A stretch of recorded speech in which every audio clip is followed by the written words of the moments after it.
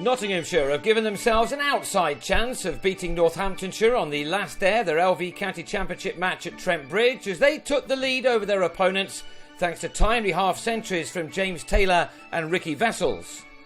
Northamptonshire were still batting in their first innings as the penultimate day of this match got underway, but not for long. Resuming on 241 for 8, they lost Maurice Chambers, who was bowled by Andy Carter. And then Azzarola, foot before wicket to the same bowler. The innings was all over after just 19 deliveries of the morning for 248. This after Northamptonshire had been 107 for naught at one stage.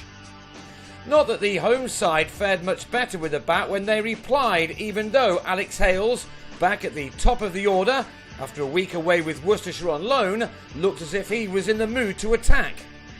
He raced to 15, all the runs on the board at the time, but then he edged Azzarola to David Sales.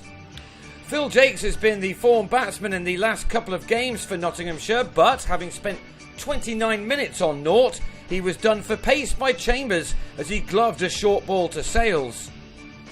Not for the first time this season, the top of the order was not firing. Having been left out of England's T20 squad, Michael Lumb lifted his back foot a fraction to be well stumped by David Murphy off Andrew Hall. Lumb had been struck on the hand to the previous delivery.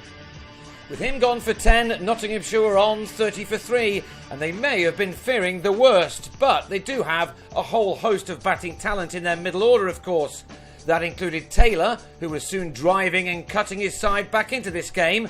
Notts knew that, with the first day being a washout, then they needed to get a good lead in their first innings to have time to win this game from here. Taylor was helping the cause, as was Samit Patel, who looked to continue the form he showed last week in Taunton, where he scored 100 and a 75. He made 30 more here out of a fourth wicket partnership of 91. He, though, was dropped off successive deliveries. Within that stand, Taylor reached his third Championship 50 of the season. He perhaps hasn't done quite what he would have hoped for so far this year, and the really big score is still missing, but he was making steady progress here at least, as he raised his bat after surviving for 69 balls for his half-century. From those he'd found the boundary 9 times. An odd shot from Patel brought about his downfall.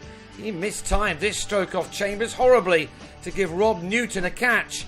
Patel had to drag himself off the field almost in disbelief. A shower had the players off again, and on their return, Vessels on 22 was given a life by Hall, who dropped the batsman at slip off Azzarola. It was an important miss too, as Vessels and Taylor then put together a partnership which took their side to within 36 runs of their opponents. The run rate just started to be picked up a little too, Notts knowing that they needed to get a wriggle on to make up for the lost time in this match. With Yorkshire heading for a 3-day win over Warwickshire up the M1, Nottinghamshire knew that there would be lots of ground to catch up if they could only manage a draw from this game.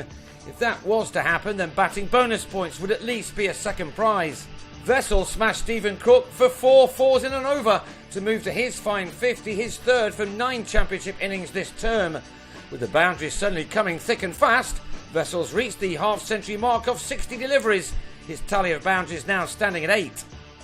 His partnership with Taylor had realised some 91 runs in 20 overs when the latter, on 78, was trapped in his crease and in front by James Middlebrook, who was celebrating his 37th birthday. Taylor left with his side handily placed on 212 for 5. And there was enough time in the day for that score to be transferred into a decent lead to take into the last day. Chris Reed played with some freedom once he was in, while Vessels played a couple of outrageous shots, including this one off Hall, to take his side ahead. It flew for 6, by the way. Alas for the home side, the rain then returned towards the end of the day to remove another 12.5 overs from this rain-affected game, and that meant that Notts had to settle for a lead of only 11 runs ahead of the final 3 sessions. They will need to push on to at least aim for maximum bonus points when play resumes, with the total on 259 for 5, and with Vessels needing 22 more for his 100.